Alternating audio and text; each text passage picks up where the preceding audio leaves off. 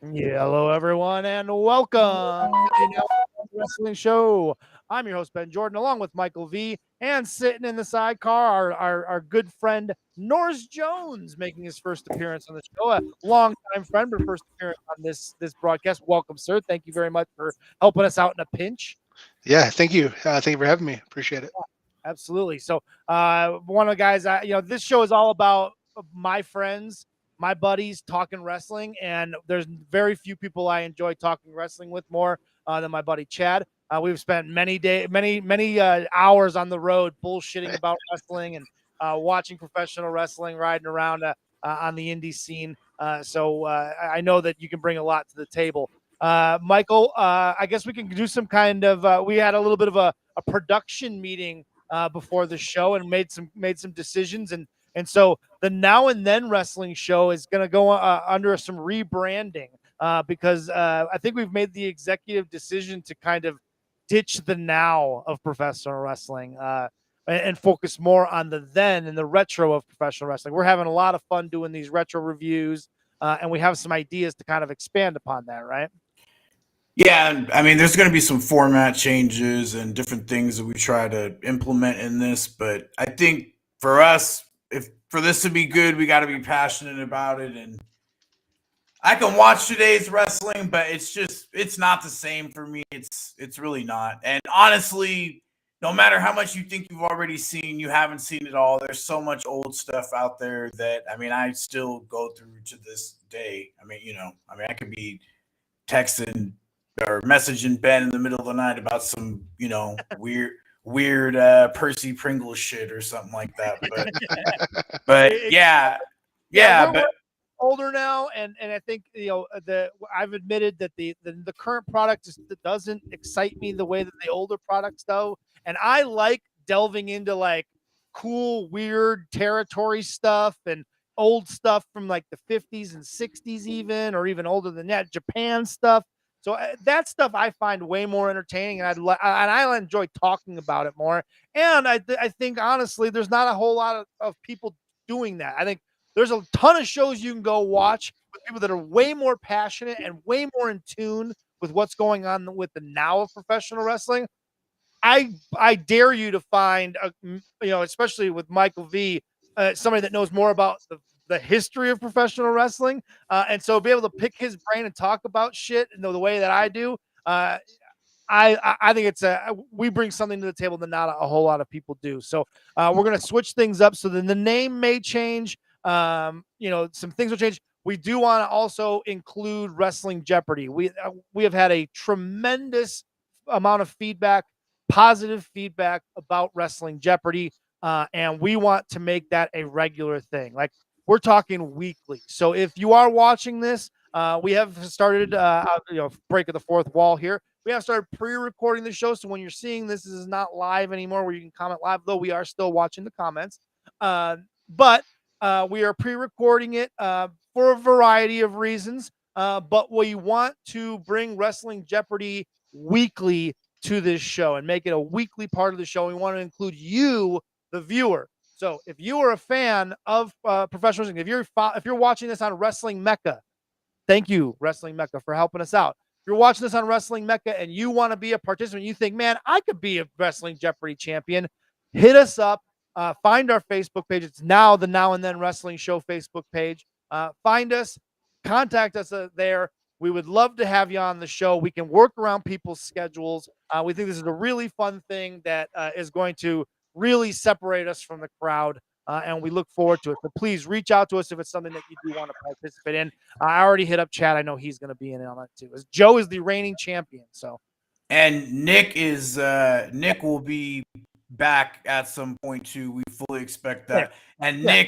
Nick, we know already is on board. Well, peek behind the curtain here. When we decided to kind of include the now, we kind of felt like we had to more than anybody really wanted to, and we're just gonna let that go.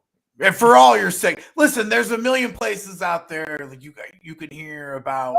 Man, Conrad, there's all kinds of places. And and even though Nick's younger than us, Nick is also like caught up to us in like mental age, where he's like 10 years away from get off my lawn. So yeah, like just kind of grumpy, lightly grumpy old men like talking about modern wrestling and why are they doing all this flipping around and shit. So yeah. Exactly.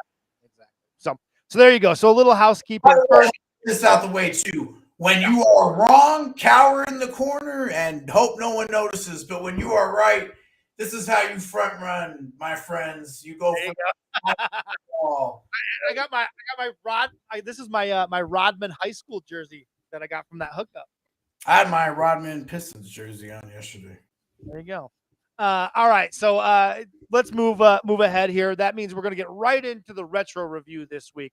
This week's retro review is WCW Starcade 1997. Of course, headline versus Sting versus Hogan, and the matches itself. Now, when you keep in mind that this is, as you said before last week, Michael, this is essentially the WrestleMania of WCW, right? This is supposed to be the granddaddy of them all. Kind of. Yeah, there's a weird thing. So even this requires a side discussion. So Starcade was, when they brought Jim Crockett Promotions, that was the big show. However, there was kind of a transition, and Bischoff does say that he considered Halloween Havoc the big show. Now, the weird thing about all of this is that what that means is that Eric Bischoff probably can't book because the big match always happened at Starcade, and if that wasn't his intention, then it's all very weird that it all worked out that way. Because like Hogan Piper was the big match, Hogan Sting was the big match. That Nash Goldberg did very good business for them.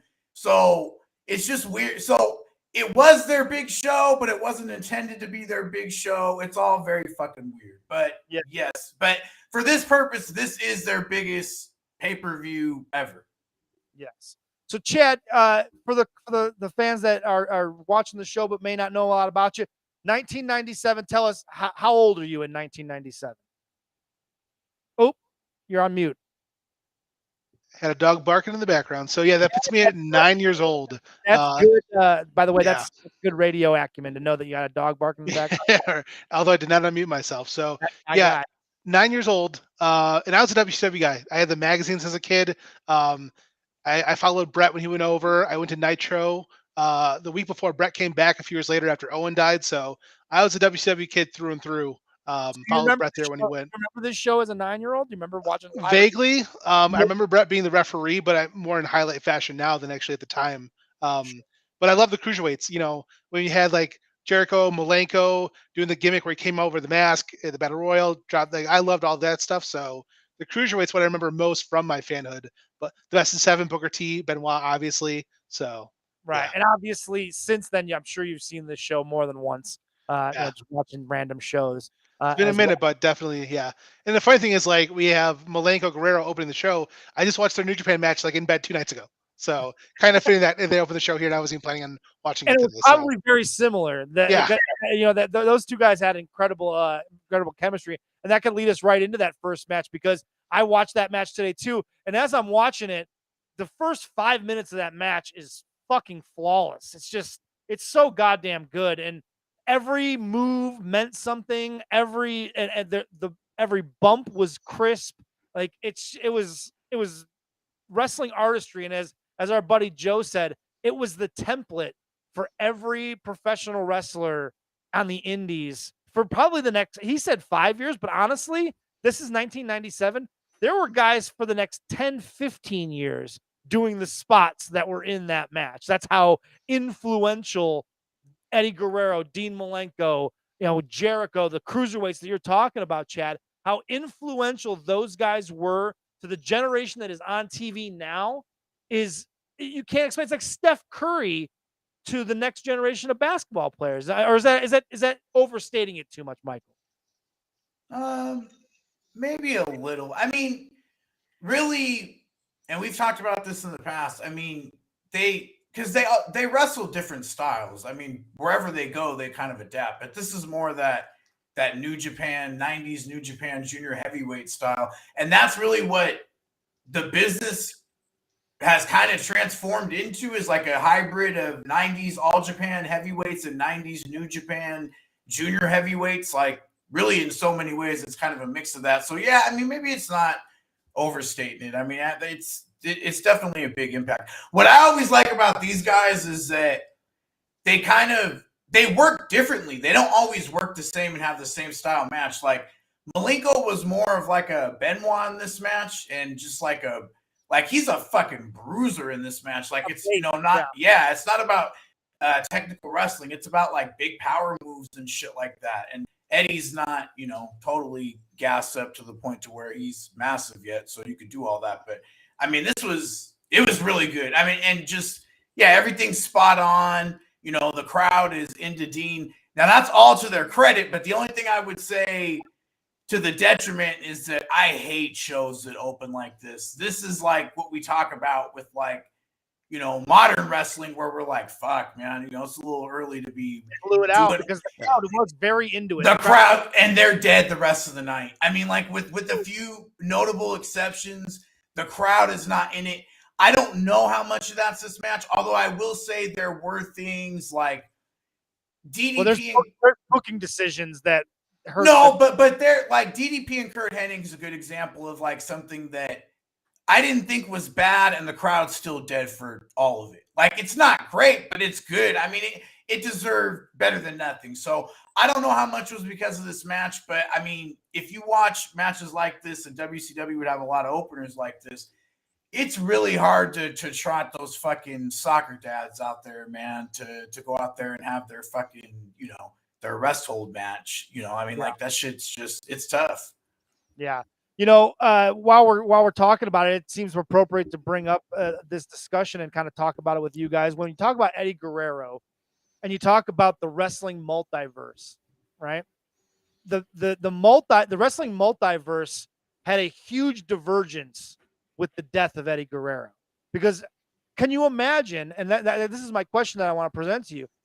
Can you imagine where wrestling goes if Eddie Guerrero is still alive today? Yeah. He's Rey Mysterio. He's still on television. He's working in WWE. He's a coach in NXT. Like the wrestling business itself, it changes a whole trajectory with his death, because his death leads to, seemed to have been a big factor in Chris Benoit's downfall psychologically, I should say. Yeah. It was certainly a big piece of that.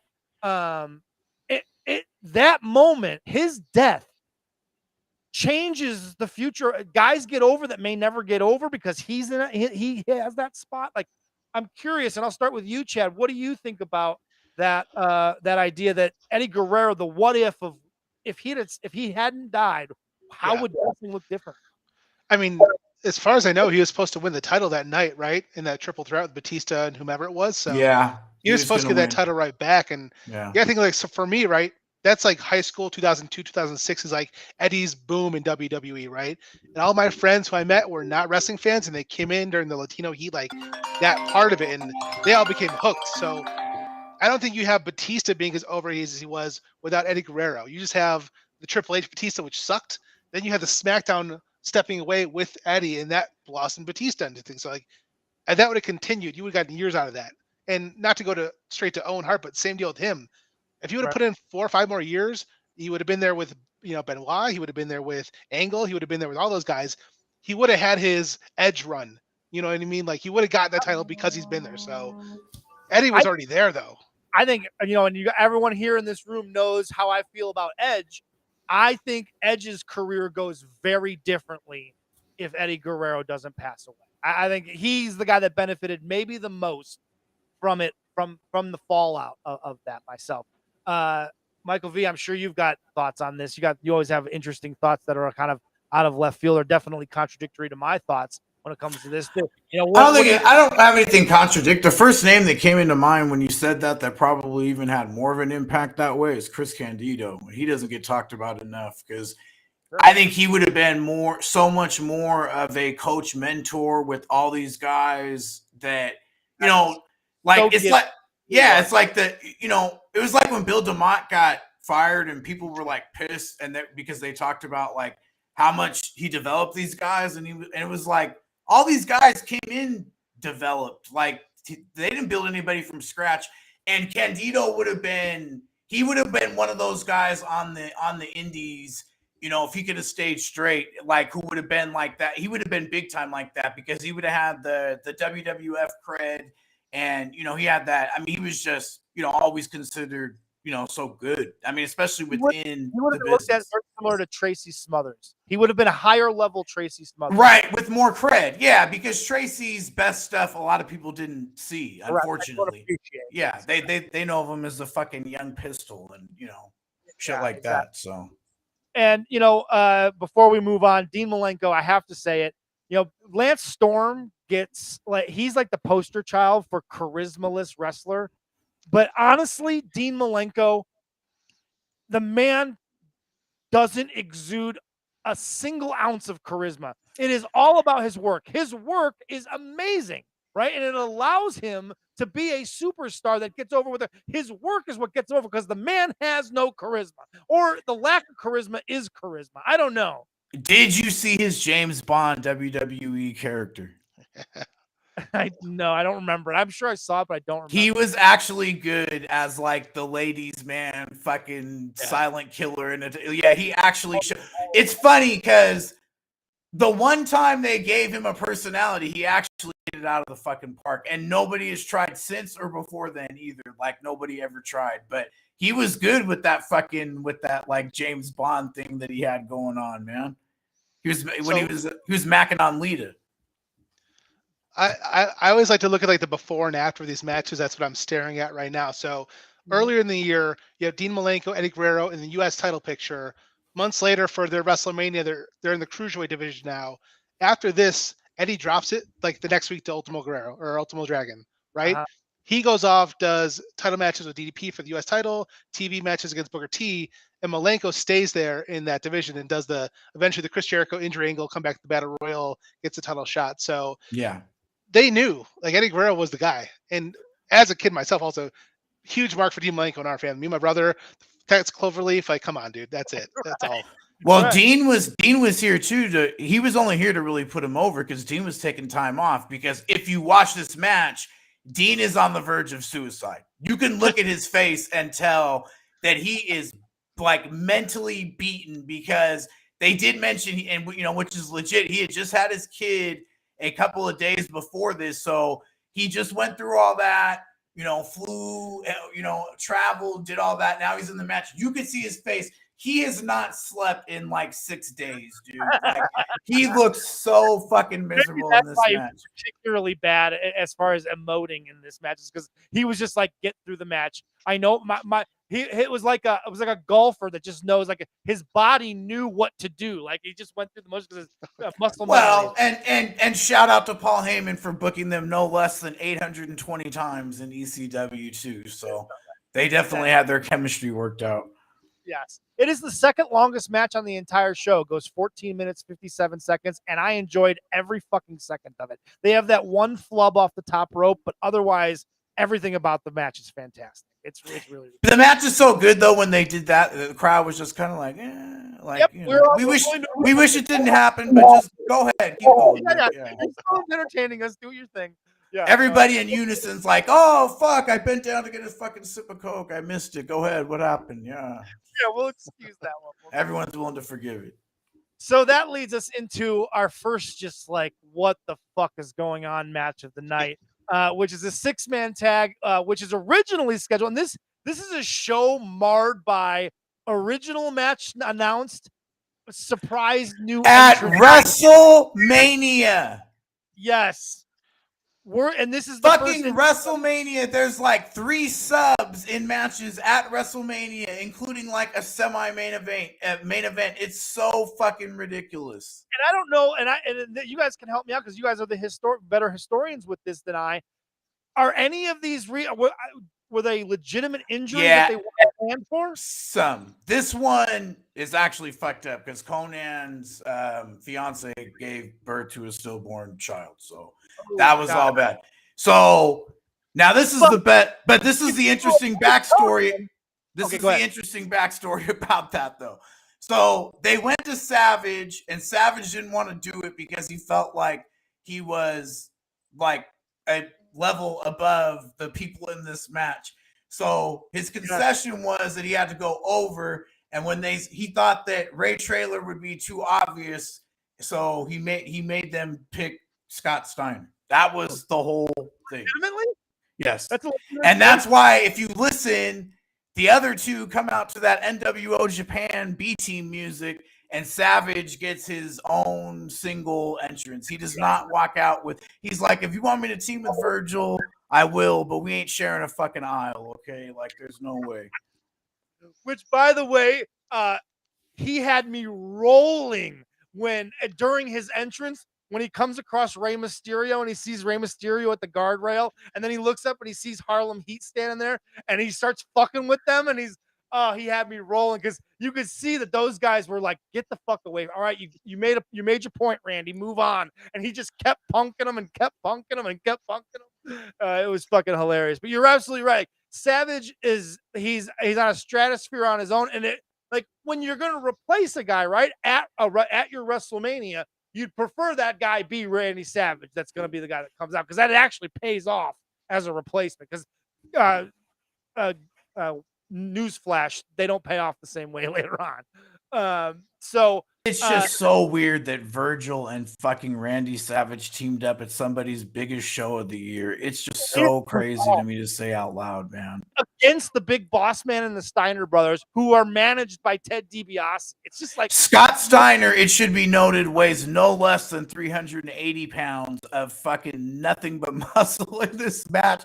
He's still doing top rope Frankensteiners. Oh my fucking God. He's massive. And Chad, I'm sure you probably already have this pulled up, because that's how you are. And if not, if you find it, Scott Steiner, when you talk about moving ahead and moving back here, Scott Steiner is about to transition to Big Papa Pump here, right? He's about to join the NWO not long after. I did not have Steiner pulled up, but I can get on that for you right away. Super Brawl, 2 months away. Super Brawl. He turns on Ray. Yeah. So you can see, like, he's throwing hair out. And he's getting bigger and bigger. Yeah. But a lot of people forget that too. They tried before the Big Papa Pump. They tried Superstar Scott Steiner. They tried White Lightning Scott Steiner. They had some horrible names until they got Big Papa Pump. Yeah, and then he takes off. And talk about a guy who reinvents himself as a single star after being obviously a tag team superstar. Moving ahead, that guy made way more money than he probably should have, because he was ridiculously entertaining in a sloppy wrestler way, right? Like, you're not watching Scott Steiner, Big Papa Pump Scott Steiner, for technical prowess, because at that point he is so jacked he can't do any of that, and he's just dumping dudes on their heads and having bad matches. But he's cutting insane promos that are entertaining as fuck, right? He had some decent stuff towards the end of WCW that a lot of people didn't see because they checked out. But the run with Medacia was pretty good. Like, that's what I remember. Yeah. Him and Booker had some okay matches. Him and Goldberg had an outstanding match at Fall Brawl 2000. That show is literally only worth watching for that match and nothing else. But that match was really, really good.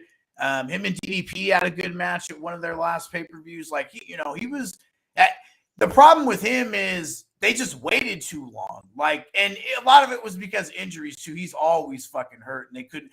But he was somebody they should have tried to get up to that level while they were still hot, and they didn't until they were like fucking dead. One spot I do want to point out that I loved was the DDT off of the shoulders. That killed Virgil. I was like, oh God.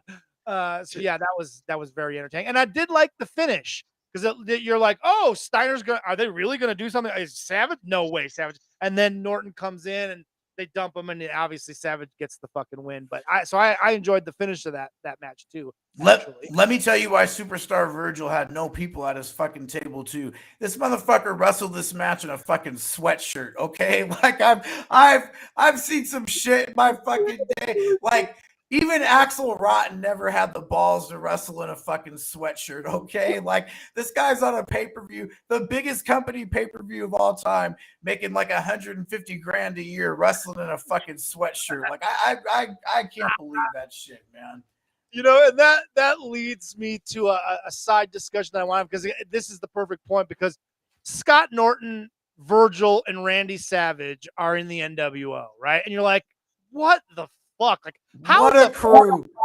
how does Scott Norton fit here, right? And it just never made any sense to me. So I'm like, I type in, I wanted to figure out, like, in order, when guys join the NWO, and I want your guys' opinion, where for you it jumps the shark, where you're just like, all right, when that guy enters, that's when it's no longer, it's too much. That guy. I just want to say that Virgil, Scott Norton, and Randy Savage, 1 week of them on the road would equate to 12 solid seasons of reality television. I promise you. Give me a Because car. it would be a 24-hour thing, especially the ribs that they're like Virgil's gonna have to just fucking take it in that fucking trio. So, and especially with wrestling being a little borderline racist already, like the ribs when Virgil's asleep would not be kind. Like, trust me, those would have to be filmed.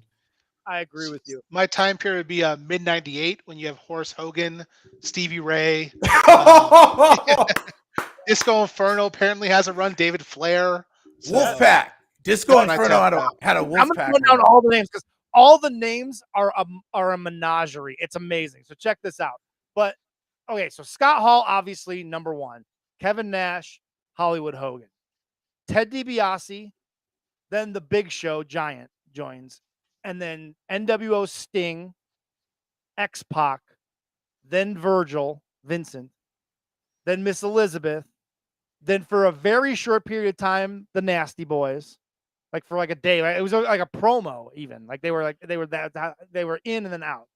Then Nick Patrick joins, then Eric Bischoff joins, then Buff Bagwell joins, then Mike Wall Street, Bubba Rogers, Scott Norton. Then you get Randy Savage, Dennis Rodman, Conan, Kurt Hennig, Rick Rude, Louis Spicoli, Dusty Rhodes, Brian Adams, Scott Steiner, The Disciple, Lex Luger, Sting, Stevie Ray, Horace Hogan, Disco Inferno, David Flair, Torrie Wilson, Bret Hart, Jeff Jarrett, Madeja, Tylene Buck, April Hunter, Pamela Paulshock, Ron Harris and Don Harris, Booker T, and Shawn Michaels. Okay. That is a complete list of NWO members. It's the entire WCW payroll over that fucking time period. But everything from from Stevie Ray to right before Bret Hart, that's like the worst fucking stretch of that whole list right there. Like, there is some total dog shit on that. That is horrible. But I think the period that Chad said, I think that's kind of is where it's the Horace and Stevie Ray and all that, when it's just like, yeah, you probably don't need it. Because I didn't care. Like, after Varsity Club, Mike Rotunda, like, anything that Mike Rotunda did in his career from that point forward, he was my least favorite fucking wrestler until the day that he retired. Like, just horrible. Especially Captain Mike Rotunda with the anchor on his ass when he was a sailboat captain. Like, they were so married to the captain name, they just made him a sailboat captain. Like, just fucking absolutely ridiculous. But even those guys, like, I didn't mind when they made it a really big roster, because that was when they didn't know what they were going to do. They were talking about possibly doing an NWO show, and guys like NWO Sting and Mike Rotunda and all them, they worked a ton of Japan tours for NWO Japan. And that thing was huge for New Japan too. Like, NWO was bigger in New Japan than it was in WCW. That shit, they did crazy merch there. So let me present this idea to you. I think you get ultimately more mileage out of the NWO if you keep it to what it was originally in the first 4 members intended to be, which was appear as if you are WWF guys coming over to WCW. And if they had kept the group to just guys who were names, mid to top guys, right? And you could take it off this list. If the NWO is Scott Hall, Kevin Nash, Hollywood Hogan, Ted DiBiase, X-Pac, Virgil, Miss Elizabeth, the Nasty Boys, Michael Wall Street, Bubba Rogers, Randy Savage, Kurt Hennig, Rick Rude. Isn't that, and you cut it there. That's all of them. That's the NWO. You can probably get, I believe you can get more mileage out of that with the storytelling, because it appears those are all WWF guys that are easily recognizable as WWF guys. Everybody else, it gets mixed in. Eric Bischoff, Buff Bagwell, even the Giant. It didn't make sense. For me, it jumped the shark at the Giant, because you didn't need. The Giant was better as would have been better as the babyface fighting off the NWO, in my opinion. So for me, I think they would have gotten more mileage. And I'm curious, do you guys see that having been maybe a better idea, or not maybe a better idea, or just a different idea that you would have found entertaining at all? I didn't mind Buff Bagwell personally, and they have Scott Norton. Like, maybe it was WCW Revenge the game, or maybe it was the shoulder breaker that I'm a mark for, but you had to have like your grunts. I think of Team Rocky, you got the grunts, like the people you fight before you even get inside the door. That was Buff Bagwell and Scott Norton to me. So I didn't mind them, but like, I don't remember Michael Wall Street. I don't remember Boss Man being in there. Conan, when that hit into Hennig, I remember all that stuff clearly. So they stuck out more than, obviously Spicoli didn't do much there, but like Brian Adams, don't remember. Steiner, I know they did like the Beefcake. You could throw the Disciple in there, because obviously Beefcake is a recognizable name. I just think it would have been different. Michael, your thoughts? I think in this case, the more people, probably the better. Yeah, like we said, like Horace and names like that. I mean, you got to draw the line somewhere. I get that.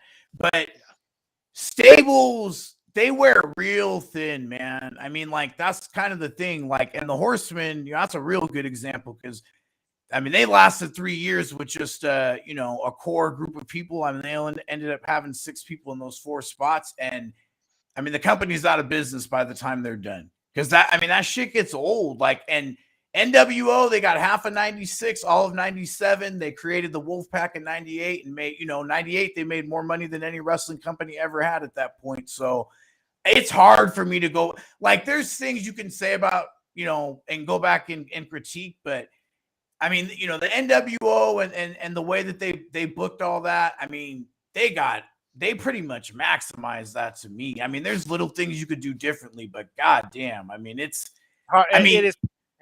they smashed WWF. Think about that. Like, we say it now because it happened, so we know that it happened, but before it happening, like, it's insane to think that happened. Like, it was never going to be that way. They were always going to be number 2. And I mean, they were number 1. I mean, by a lot.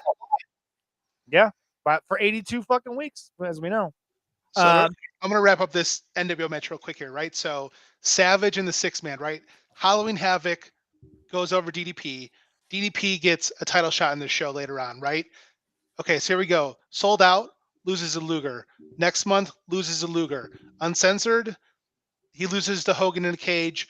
Next month, wins world title from Sting. So that's Savage's trajectory? That's Savage. Yep.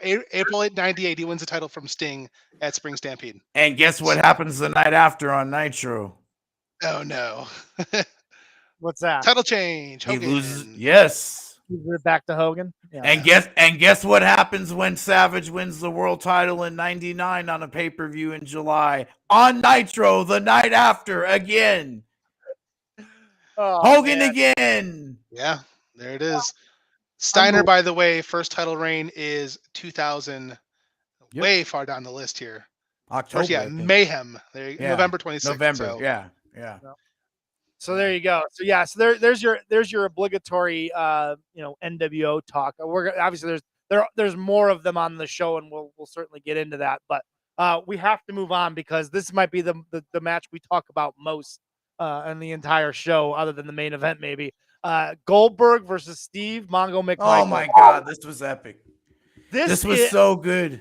When we talked about it last week, Michael, I went, "Oh, it's only 5 minutes and 59 seconds. Like, it can't be that bad. It can't."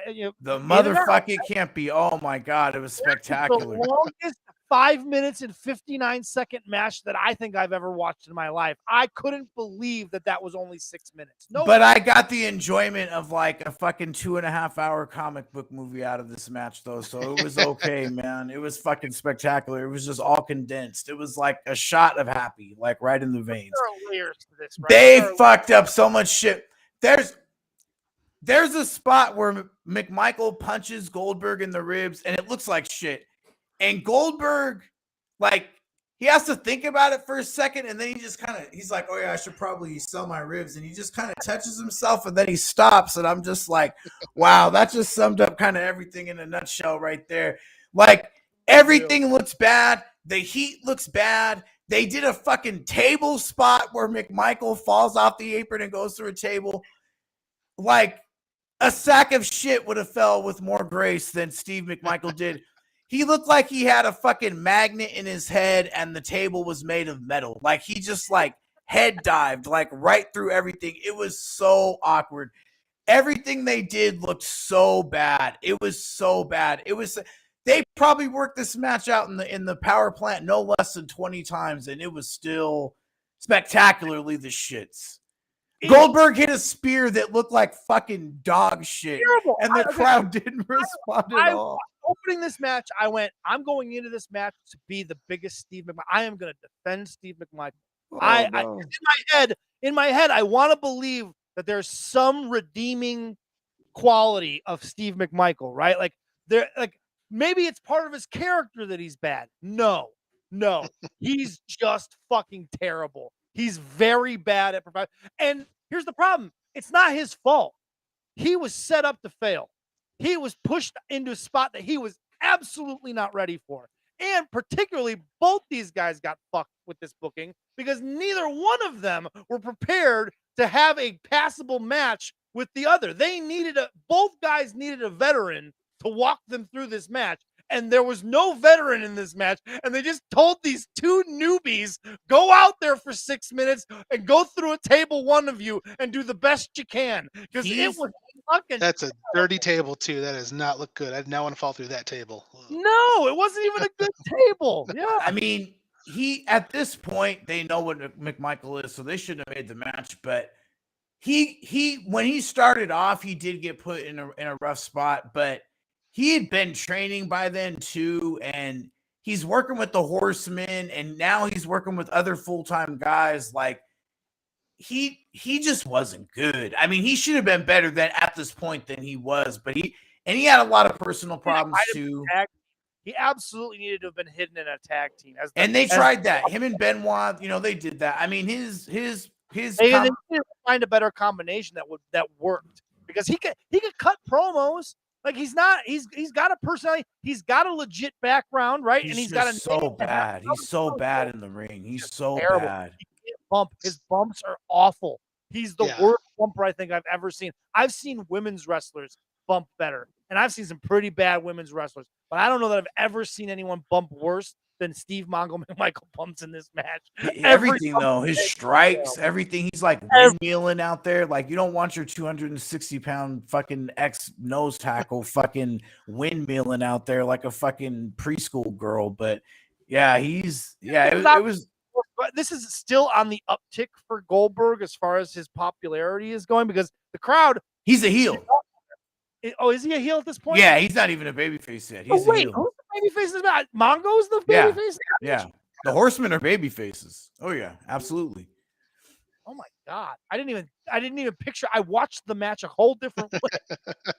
No, he's a heel because he stole his Super Bowl ring, and Deborah paid him and all that shit. He's a heel. They wrestle.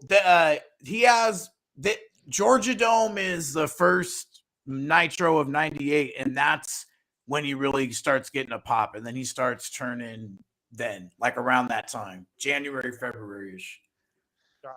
So this match, to recap it here, running for the spear, they bump into each other, knocks him down, tries again, spears him, 1-2, picks the shoulder up. Goldberg gets out of the ring, props the table. Mongo falters in the rope, standing drop kick in the rope by Goldberg, walks around, and then punches him, and he falls to the table. Mongo gets up. can't lift up Goldberg after falling through the table. Yes. Then take the jackhammer. Yes. Like, come on. I'm watching this in real time. It's terrible.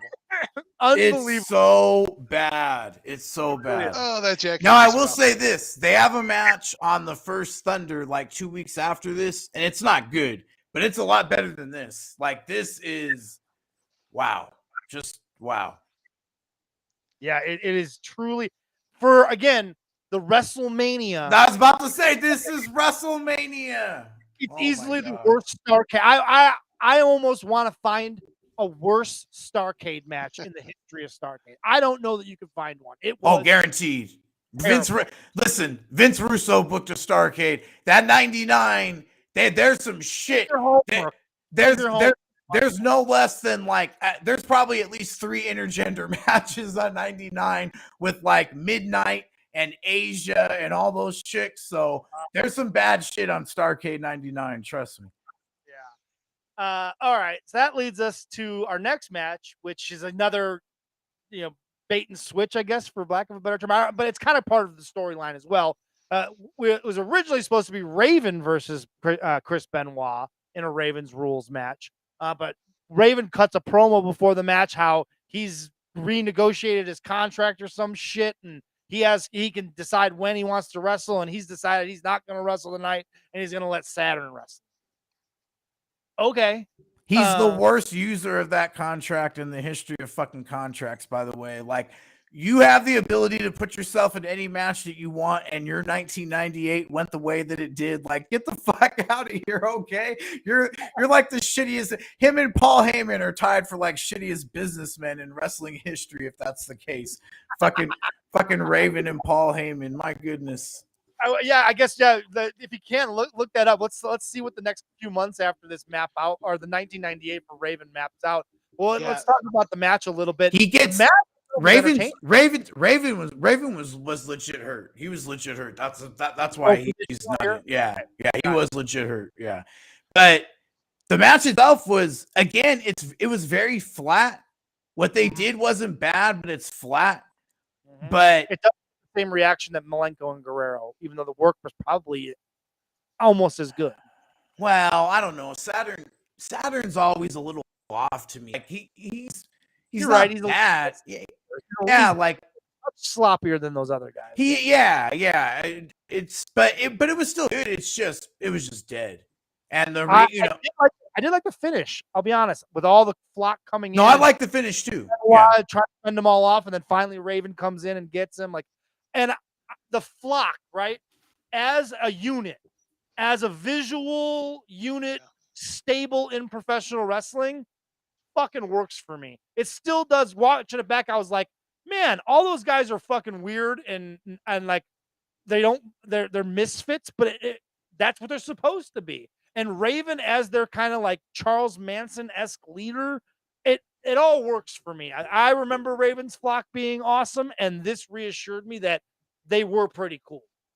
See, I thought his best work in WCW was when he wasn't in the flock anymore. Because first of all, they fucked up because when they did vignettes where he was like the spoiled rich kid, and because they were doing it at his mom's house, they fucking dropped the ball with his neighbor Jim the Sandman, and fucking Chastity was his sister, and Canyon's hanging out over there, and they went to the strip clubs, and like they should have fucking rolled with that. But right after that, though, when they put him in that tag, they were in that little trio, him, Canyon, and Saturn.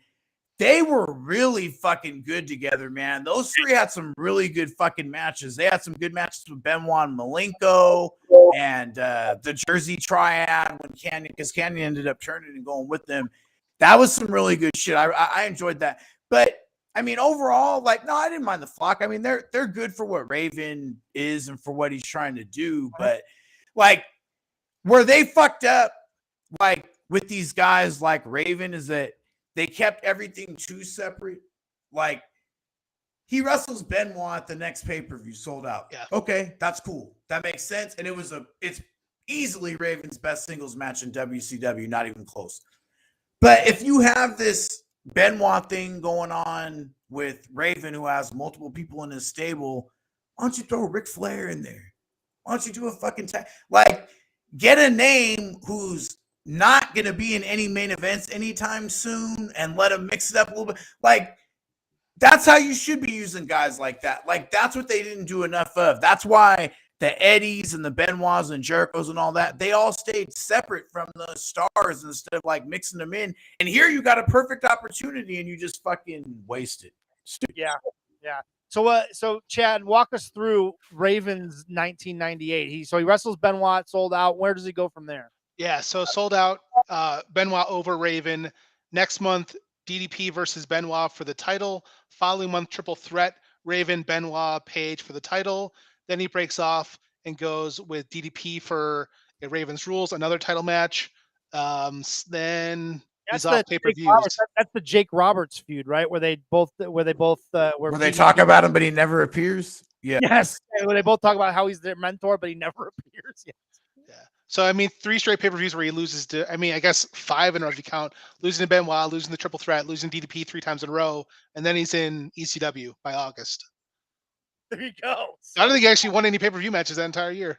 So you're right. That's the No, worst. he wins. He wins at Slamboree 98. He wins the U.S. title because he wins it for a day, and Goldberg beats him the night after to win it. Right. Goldberg's one of Goldberg's big moments. Yeah. Okay, it says here DDP defeats Raven in the Bowery Death match. Goldberg's already got that title, so it must have happened off pay-per-view. It was Nitro. No. Spring Stampede. There you go. Raven defeats Page. There we go. There it is. There it is. Spring Stampede, he gets the belt only to lose it the next night, which is it was April, not May. Yeah. It's becoming a theme in WCW of somebody winning a pay-per-view match for the belt and then losing it the next night on night. Well, and I'll say this too. Pre-title, that Flock stuff with Saturn and Raven was the best stuff that Goldberg did too. Like, they made that fairly interesting. Like, that was fun. Raven plays a big part in Goldberg's ascent for sure. I agree with you. And then, the Flock does too, because the Flock, all those guys were really good at taking jackhammers and spears, right? Yep. They looked good doing it, so and they put Goldberg over. So yeah, those guys did play a role for sure in Goldberg's ascent. All right, that leads us to the 5th match of the night, which is also the longest match of the night, which is also the deadest match of the night, which is Lex Luger versus Buff Bagwell. I don't know. You talk about bad booking decisions, right? The booking decision to give this match 16 minutes and 36 seconds might be one of the worst booking decisions I have ever seen. It's egregious. And it's a painful 16 minutes. I didn't watch it all, but I skipped through just to see, was there any moment, I made sure during Luger's, when Luger's getting heat on him, is there any heat? The crowd does not care at all, one fucking bit, the entire match for 16 motherfucking minutes. I can't believe that match exists and it went that long. I'm stunned. Lex is not good at this point, and Bagwell's not bad at this point, but he's not good enough to go in there with Lex. And I mean, part of the thing is too is that Bagwell's like best strengths are playing to the crowd, and this crowd fucking hated everything until like the end. I mean, there was very little that they were excited for. And even when Savage, earlier in the match, in the show, when Savage and Scott Steiner were like, they're like working spots to play to the crowd to get a reaction. They're not getting anything either. So, I mean, but no, 16 minutes. I mean, get the fuck out of here. This match should have started with like Bagwell attacking Lex. So it starts like in the heat, and then you can go to the fucking comeback and the finish. It should be like no longer than 7 minutes tops. Now, I have to wonder because we skipped over one aspect of this show, which was the Giant. The Giant and Scott Hall, right? Yeah. Scott Hall comes out to announce that Kevin Nash is not going to be there because Kevin Nash is supposed to be wrestling the Giant on the show. He thought he was having a heart attack. So I guess, first of all, we've talked about, is that storyline or is there a real reason that Kevin Nash thought he was having a heart attack? Legitimately. Yes. Okay. So there you go. So they have to call the audible. And as a matter of fact, we skipped over this because it's not on the list of matches because it wasn't a match. But the brief stuff with Scott Hall and the Giant is phenomenal. Phenomenal. Yeah. Takes a power bomb too. Scott Hall bumps his ass off and makes Giant look like $1 million fucking dollars. Scott, and this is not just because he's dead, honestly, but he's low key MVP of this show because when he gets into it with Bret too, like he takes a fucking atomic drop and sells it so great, like stomping up and down, and the crowd is going crazy for all of it. He was phenomenal. He was phenomenal in his role, So and the Giant was here too. Yep. Which was great because he ends with the power bomb, as you talked about, Chad, which is cool because you don't see the Giant do that very often. And he did it very well, and he kind of held him up there for a second. So you're like, oh, how bad is this going to be? And then Hall takes the bump fucking perfectly and lays there like he's fucking dead. And then the NWO guys come out for that 6-man tag, and he just kind of stumbles out of the ring, and he's like, "What happened? What happened?" It was so good. He's so fucking good. But yeah, And he won the title shot at World War III the month before. If I'm not mistaken, that match have the uncensored. There's no in the middle. It versus, does. Okay. And if you caught it because of how they fucked up the finish with everything tonight, he said in the promo that he was facing the winner at Super Brawl. So originally that must have been the plan before they had to do the Hogan Sting rematch there because of the finish. So it gets delayed. Yeah. So there you go. So that skips us back now. Sorry, because I wanted to put that over because Scott Hall was so goddamn good. I didn't want to. He was. That. So we skip back ahead to now the United States Heavyweight Championship match. Curt Hennig is your champion going into the match, taking on Diamond Dallas Page. Again, this is a rescheduled match. Curt Hennig is supposed to defend the belt against Ric Flair. Now, where are we at here? Is that, again, a legitimate injury that they didn't account for? Or was this because, spoiler alert, Diamond Dallas Page goes over and wins the belt? So was that the plan all along? No, this was a work. That was a work. Yeah. Was the Ric Flair part being DDP was always supposed to win because Flair was always going to work with Bret Hart, which is what he does next. Gotcha. So there you go. And the match itself is fine. It again hurts from the fact that the crowd is dead. You can see that Curt Hennig, like he can't bump like he used to. Yeah, that is right there. Literally everything on this show after the Giant and Scott Hall, which is second on the show, I don't know that there's much in terms of crowd reaction until maybe the last two matches. The whole middle of the show is a fucking desert when it comes they worked hard. It wasn't a bad match at all. It was just a crowd they did not care. They did not at all. So as we know, Diamond Dallas Page ends up working a feud with Benoit and Raven for the next few months, ends up eventually dropping the belt to Raven, who ends up dropping the belt to Goldberg. So that's how we see that going forward. Curt Hennig, I think, fades into the back at that point. I don't see him on any of the next couple pay-per-views here. He wrestles Bret at Uncensored. Yeah, he wrestles Bret at Uncensored. It's weird because there's that sold out pay-per-view next, and the card's just completely random. Same with World War III. None of it makes sense. Halloween Havoc, cool. Starcade, cool. Super Brawl, great. Those military reviews are just random cards. It's so weird. World War III was always fun because they just they wouldn't even announce shit ahead of time. A lot of the times, and you're like, oh fuck, I get to see Steve Regal and Dave Taylor work on pay-per-view. That should be fun. It'd be like them against Barbarian and Ming, and it's how are you not going to want to watch that? They would just throw random WCW Saturday night matches on fucking pay-per-view because these guys were there for the Battle Royal, but those would be at least interesting. But yeah, they're random as fuck though. For sure. So he's got Bret, and then he's got Dave Boy Smith after that, and that looks to be it for the next few pay-per-views for him. He had injuries. He had injuries in '98 too. He's hurt off and on a lot. Yeah, it's crazy. I'm looking at these cage match databases. I'm pulling this up, and it's Jericho. You got 20 pages to get back to '97. Savage, the first page hits 97. It's weird. It's not Hogan, 2 pages. It's it's sad how little wrestling happens for some of these guys. It's Henning's the first page too. Yeah, good. Yeah. So then we have the semi-main event of the evening, which is a match for control of Nitro. Larry Zbyszko taking on Eric Bischoff with Scott Hall in his corner. The big part of this, obviously, Bret Hart is your special guest referee. So again, we want to talk about booking decisions, right? This is Bret Hart. If I'm not mistaken, this is Bret Hart's first stuff in WCW. Where's Bret Hart? He did promos. He did That's it. promos. He'd been on TV and did promos for a couple of weeks.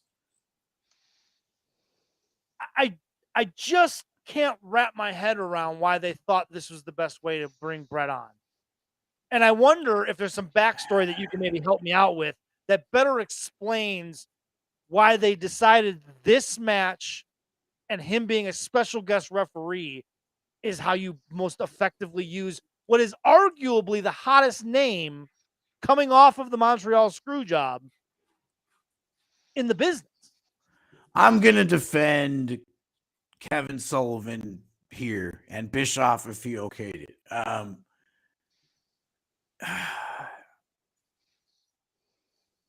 First of all, he shouldn't have been a babyface, period, because Bret Hart as a babyface is very bland and very boring. But after all that anti-American shit, if you're going to bring him over, listen, the night gets fucked up because that fast count isn't a fast count. But if the fast count happened with what they had planned, he gets the huge pop for saving Nitro. He gives fucking Scott Hall an atomic drop and the fucking sharpshooter in the crowd. The crowd might be hotter for that than anything they were all night. I mean, it's one of the top 2 or 3 moments. I mean, just the fact that they gave a shit. Then he saves Sting and helps him win the title because there's a fast count and he decks Nick Patrick and gets a pop for that. I know Nick had said it when you shared it. It was Nick who commented under our show account name, I think on accident, but he said it was the worst use of Bret Hart ever.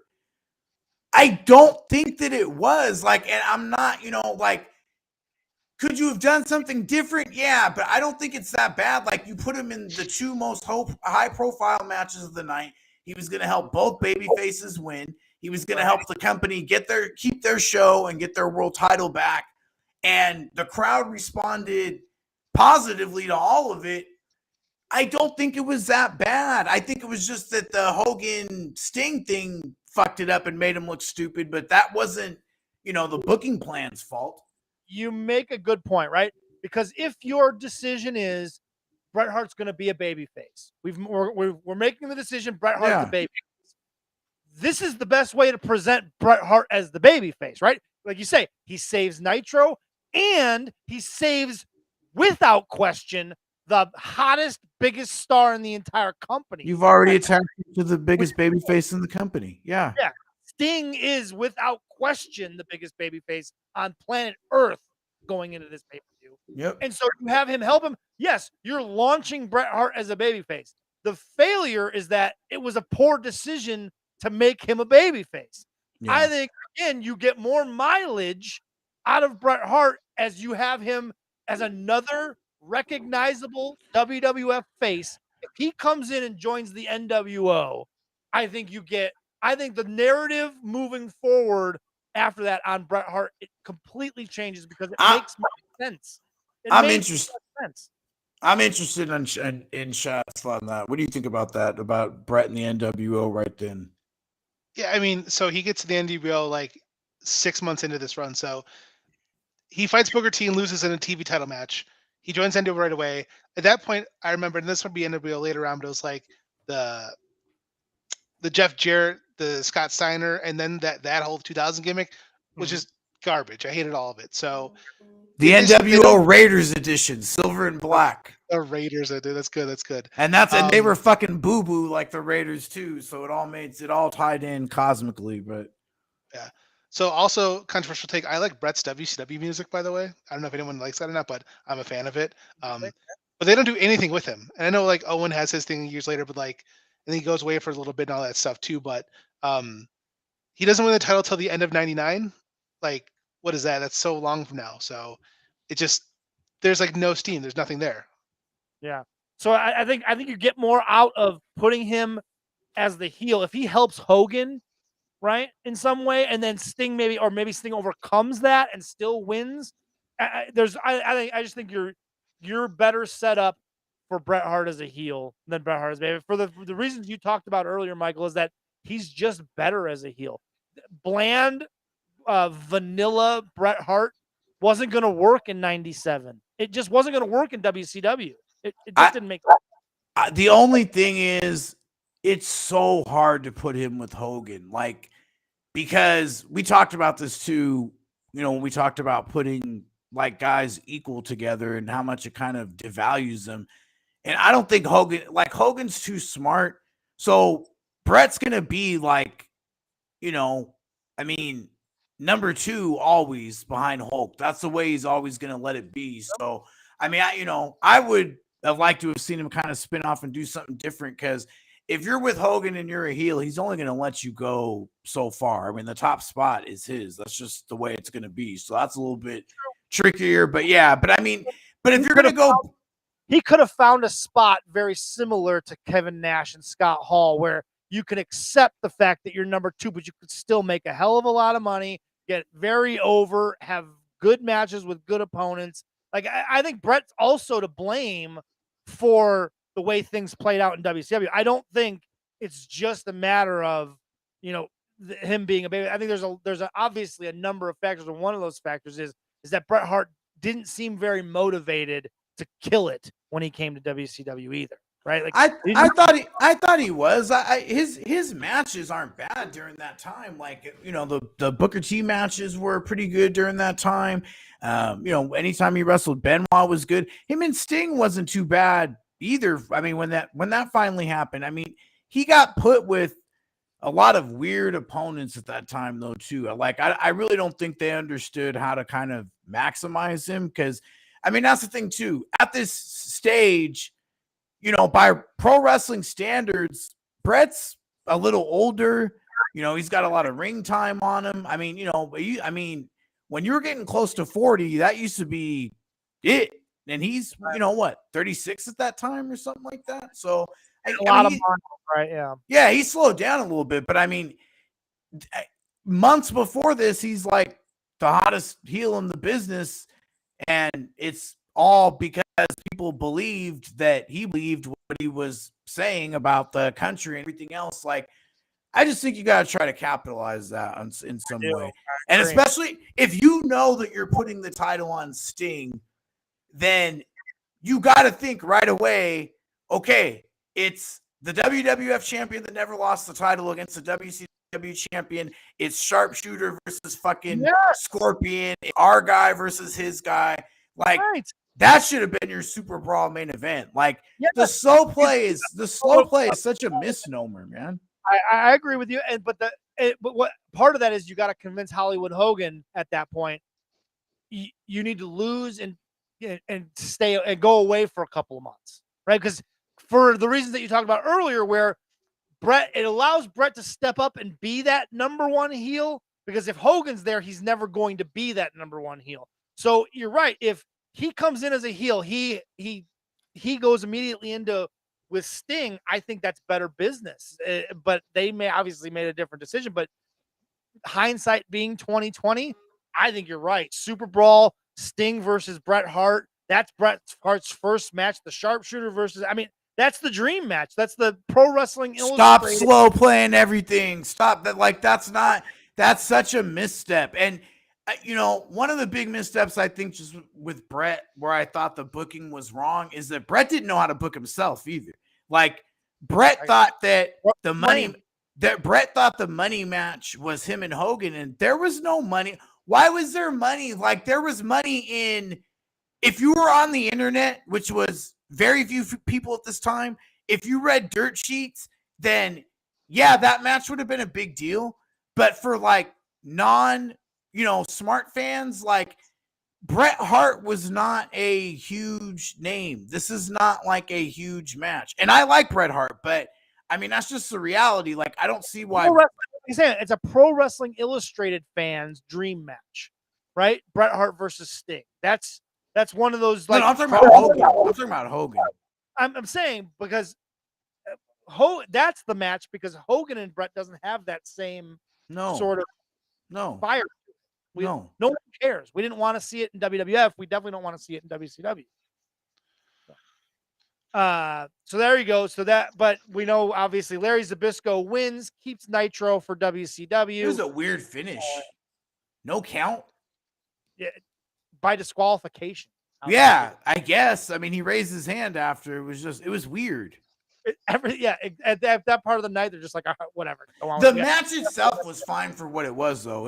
I thought it was fine for what it was. Like, Bischoff's heat is horrible. Like, everything he throws looks bad, but I mean, it wasn't meant to look good. And I mean, it was all kind of comedy and it worked. And Larry Zbyszko, God bless him, has always been the king of the bullshit match. Like, Larry will get you 20 minutes and take 4 bumps. Fucking A, right. They did 11 minutes, and I bet they did 4 moves the entire time. See? Yeah. So, yeah, there you go. All right, so that leads us to the culmination of what I believe is the greatest story ever told in the history of professional wrestling, which is Crow Sting in the rafters. The man doesn't wrestle for what? How long is it? Almost a year, if not over a year. A little bit less than a year. A little bit less than a year, right? Yeah. And the story starts. This is the brilliant storytelling, and I gotta put it over because I think it's brilliant storytelling. When the NWO first forms, Sting is obviously in that Bash at the Beach match. He's one of the first guys that gets attacked, whatever, right? But they start planting the seeds very early between some dissension between him and Luger, where it looks like Sting might join the NWO. He's starting to grow his hair out, like the blonde is going away. He's starting to change his look a little bit, slowly but surely, and they're using that in the story.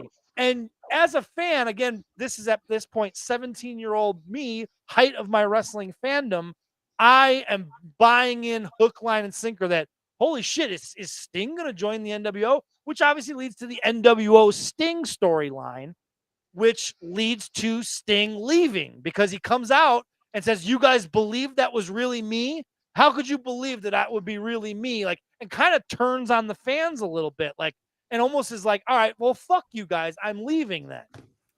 Right? He did that fucking promo with his back to the camera. That was fucking tremendous.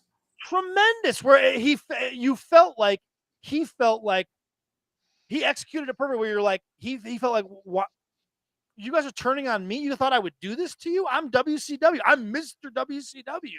Why would I have done this to you guys? And kind of felt insulted by it, right? And so in his absence, he creates a vacuum that the NWO fills, and the NWO starts taking over everything, and everything starts getting mayhem, and then all of a sudden he starts appearing in the rafters, right? And the NWO is running roughshod over everybody until Sting starts dropping from the rafters.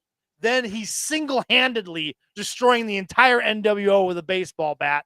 And the crowd, I can't overstate the frenzy that man had the crowd in from just merely dropping from the ceiling and fucking up people with a baseball bat.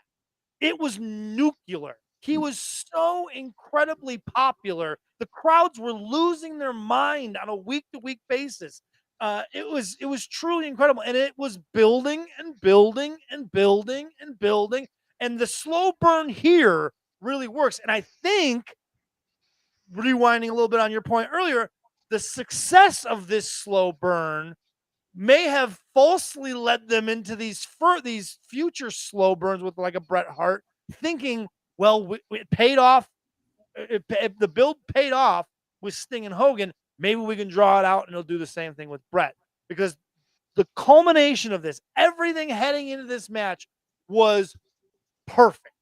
Perfect. The stage was set perfectly for these two. And it goes down in history in a weird way because, like we talked about, the finish is just wild. The fast count is not a fast count, and that throws everything off from that point forward. But how do you guys see it? That's my take on it. That's my fandom look back at it. Like, that is my number one storyline. That's the one I point to. That's my favorite story ever told. What do you guys think of that? You want to go first? You want me to go first? Yeah.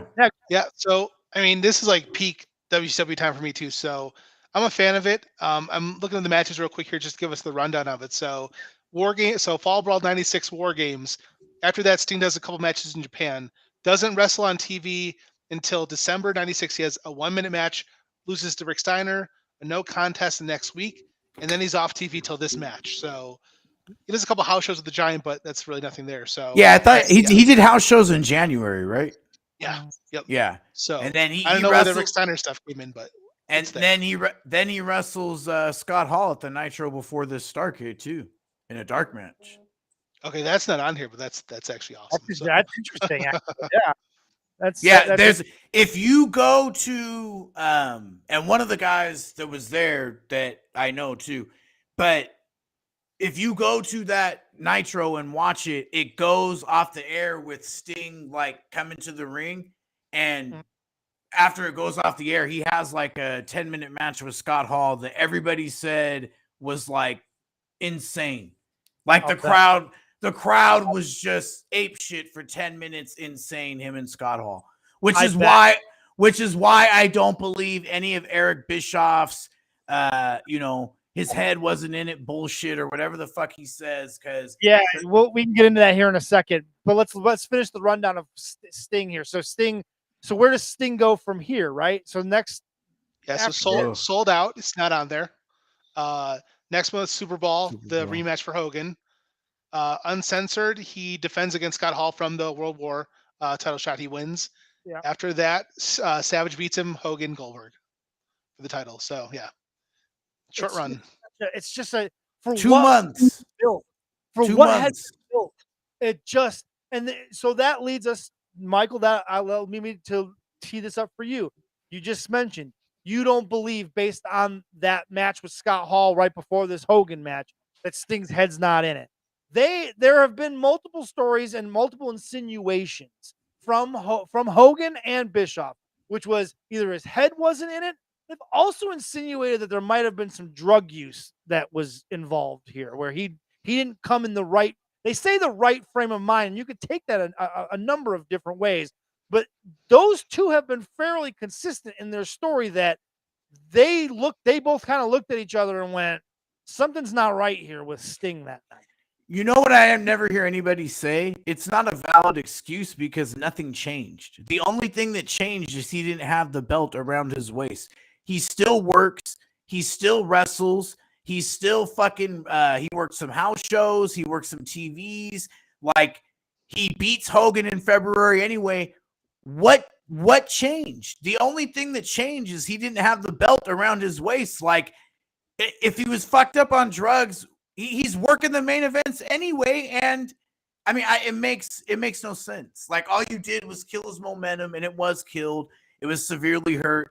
Scott Hall, I love Scott Hall. I think Scott Hall should have got a chance, but that probably shouldn't have been Sting's first opponent either. Because Scott Hall, they weren't even the main event of that show, of that uncensored show. So after this debacle, the next title match, he gets fucking Benoit or Daniel Bryan, and he's not even main eventing with the fucking belt. So I mean, What's the main event of that show? Hogan and who? Is Hogan and Savage in Cage, yeah. Yeah. It kind of reminds me of the CM Punk run after he wins at Money in the Bank. And then he goes away, comes back, and jobs out to not Nash because Nash is hurt. It's Triple H. It's Alberto Del Rio to cash in. Same with Daniel Bryan in the deal. Cash in Randy Orton. It's like, it just stops. And it doesn't come back. It just dies. So same with Sting. It is an incredible booking flop. And, Eric Bischoff has been in the news. Now, you said Kevin Sullivan's the booker at this point, right? He would be at 97, yes. So really, this falls not on Bischoff. It falls on Kevin Sullivan. Well, everything falls on Bischoff because Bischoff's going to he's going to be the final word like Vince. Whether he's writing the shows or not, he's going to be the final word. So there you go. So a combination of the two, between the two of those guys, it is an epic fail. It's a fail. Of epic proportions to have not capitalized better on what I just described for you was the hottest act maybe in the history of the business. For that less than a year, there may not have ever been a singular guy more popular. Maybe Hogan at his height. Maybe. I will argue. I'll let it be argued, and then I'll maybe Hogan for sure. I mean, Hogan can't be overstated enough at that point. I mean, cause we talked. I mean, Jesus, we just talked about it. 33 million people. My goodness. correct. But You're right. You're right. It's hard to argue that. but still, I mean, It rivals that. no, it takes nothing away from Sting though whatsoever. And yeah, I mean, they just to have so quickly have botched it that leads you to that leads these stories to have some credibility of there must have been more to the story. Sting must not have been. It had to have been Sting that was the problem. I'm not saying that's true. Hogan power play. I mean, that's a Terrible. very simple solution right there. Yeah, that too. I right? mean, listen, Hogan's in a fucked up spot where if Sting gets the title, and I'm not saying for sure that's what happened, but I mean, it could be because, you know, Hogan's in uncharted water where somebody who's actually like a big star at this point is going to have the belt. And does it make sense to give it to him back? Because he's selling a shit ton of merch and everything else. So, I mean, he's in a real weird position at that point. So I could definitely see him doing something like that. Yeah, it's certainly a possibility. So it makes no business sense. Like there's no business decision that anyone can convince me was made. Like this was not made for business. It made no sense. Yeah, no, exactly. I would love to like. I don't know that Kevin Sullivan. There's been a lot of. I don't know if there's a lot of interviews where people are asking. A lot. Is there? I wonder what his story is. I that's slipped through the cracks for me. So I'd be interested to hear what he had to say. I mean, one thing to keep in mind about how hot he was too is that, and I've noticed this over the past week, like when we talked about Ronda Rousey and some of the comments, but people think that what they like drew money, like just because they liked it, but like everybody that has this fondness for the Hart Foundation and Steve Austin and all that, like they didn't do shit. They made no money because Sting and WCW is kicking the shit out of them week after week after week. Like, you know, this is when Vince is talking about possibly going out of business, is in that 97 range. And it's because Sting is on fire. Like the NWO kickstarted everything, but you know, Roddy Piper and then eventually Sting, like they helped get it to way different levels when they had baby faces that the fans could get into.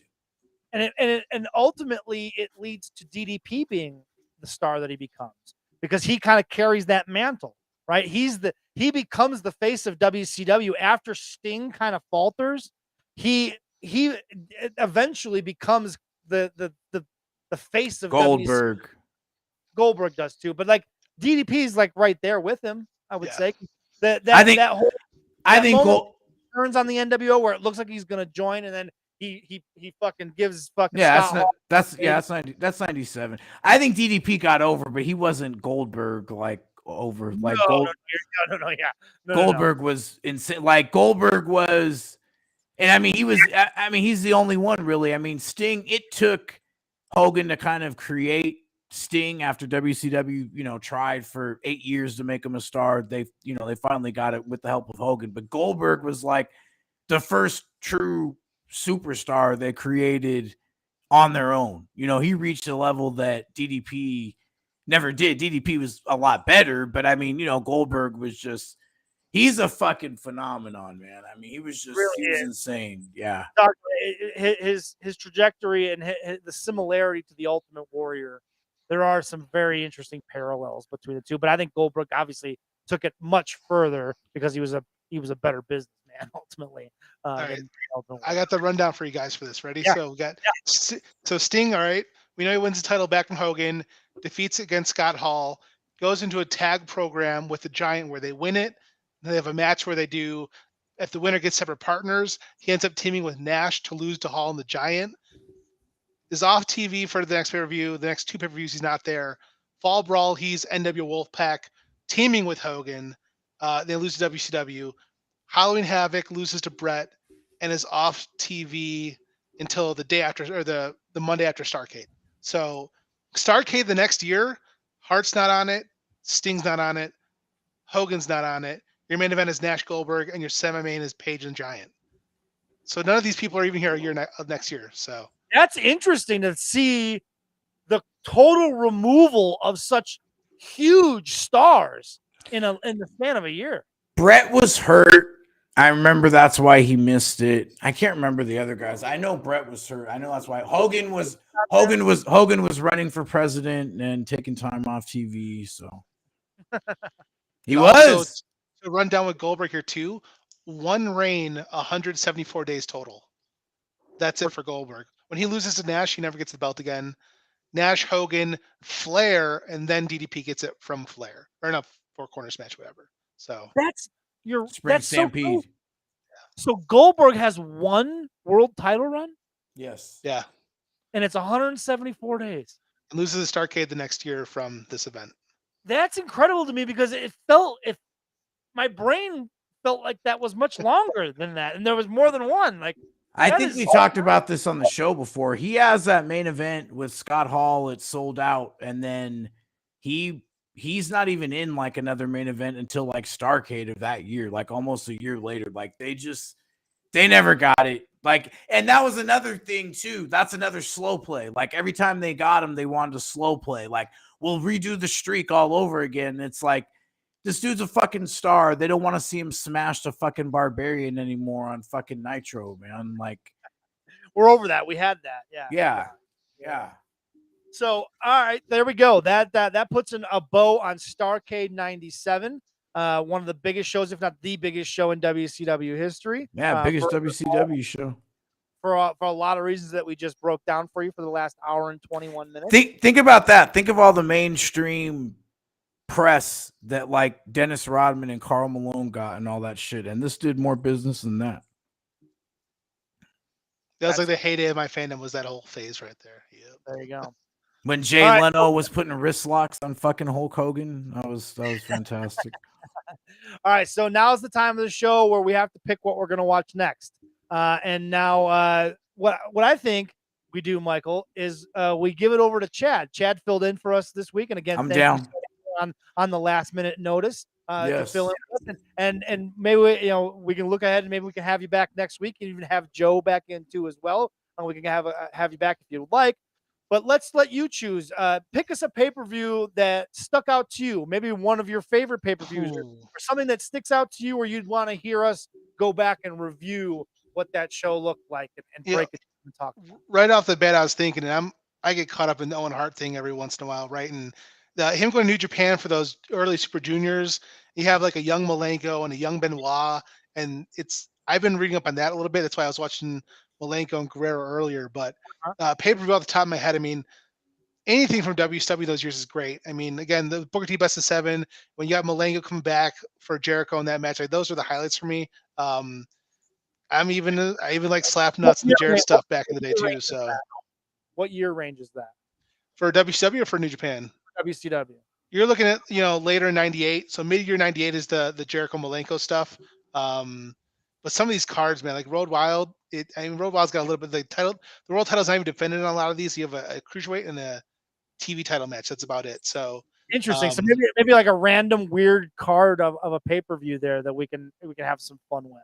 Yeah, but I don't got off the top of my head here. You got Bret and Sting at Halloween Havoc, Hogan Warrior Halloween Havoc. About to say Hogan Warrior. Yeah. Hogan Warrior Halloween Havoc. Let's do that. Let's do Hogan Warrior Halloween Havoc. Hey, I will say this right now. I'll send you the screenshot. My uncle is on hard cam this entire show and looks bored out of his fucking mind from start to finish. He is sitting there with his arms folded with a Wolfpack NWO shirt on for like 3 hours. He looks like a cigar store Indian, like just posted right there, man. Pay-per-view takes place October 25th, 1998 from the MGM Garden of Arena in Vegas. Yes. So let's break down this card real quick. There's 12 matches. Chris Jericho and Raven. That is the opener. And Ghetto is on this show. How about this one? Wrath versus Ming. Yeah, hey, you know what? I love both those guys. So do I. Disco Inferno versus Juventud Guerrera. Cruiserweight title match. Yeah. No, that's not. It's just a singles match. This is when he was wrestling cruiserweight, so because he had the championship, he was doing weight cutting and shit like that. you go, because the Cruiserweight Championship match is later in the show. Kidman. Kidman defends against Disco Yeah. Inferno. So Disco versus Juventud, Fit Finley versus Alex Wright. Das Wunderkind. Come on, man. Yeah. Lodi versus Saturn in a singles match that goes 3 minutes and 50 seconds. Wow. Too long. Too long. Yeah. By the way, Wrath and Ming is 4 minutes and 23 seconds. You That's can all it imagine. needs to be. Just hit each other hard for 5 minutes. That's all I ask. Our Cruiserweight match, Billy Kibben versus Disco Inferno. The tag team title match is Rick Steiner and Buff Bagwell taking on the champions, the Giant and Scott Steiner, which oddly somehow, and I will obviously get into it, leads to a singles match. Rick Yeah. Steiner and Scott Steiner. Yeah. I I remember what happened too. Scott Hall and Kevin Nash in a 14-minute singles match. WCW United States Championship match, Bret Hart and Sting. Hollywood Hogan and the Warrior in a singles match. And that's not even the main event, as Goldberg and Diamond Dallas Page for the World Heavyweight Championship is the main event of this paper. And this match makes history because they went over on pay-per-view time and cut it off for like half their customers. So no shit. So there you go. So now there's the historical aspect of this pay-per-view as well. And that Goldberg DDP, because they played it the night after on Nitro because they cut it off. That is the most watched match in Nitro history, is that Halloween Havoc match. Boom, there you go. And then, of course, if you're not familiar, ladies and gentlemen, with the Hollywood Hogan Warrior match, it is maybe epic. Botchamania top 5 of all time. It's one of the worst executed matches in the history of professional wrestling between two of the biggest stars in the history of professional wrestling. It's going to be fantastic. I can't wait. So thanks again to Chad Norris, my man. I appreciate it so much. We'll have you back, if not next week, very, very soon. For Michael V, I'm Ben Jordan. This has been the Now and Then Wrestling Show.